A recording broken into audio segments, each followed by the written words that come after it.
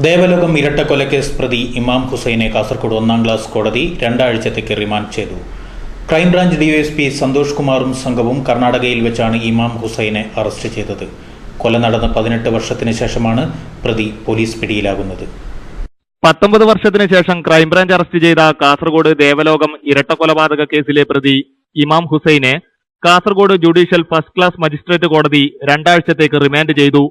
കർണാടക തുങ്കൂറിലെ നിലമംഗലത്ത് വെച്ച് Kozhikode crime branch DYSP KV Santhosh കുമാറിന്റെ നേതൃത്വത്തിൽ വേഷപ്രച്ഛന്നരായി എത്തിയാണ് ക്രൈംബ്രാഞ്ച് സംഘം പ്രതിയെ പിടികൂടിയത്.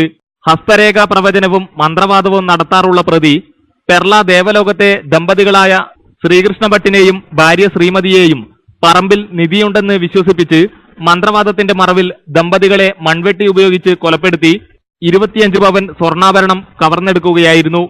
1993 ഒക്ടോബർ 9-നാണ് നാട് നടക്കിയ ഇരട്ടക്കൊലപാതകം നടന്നത്.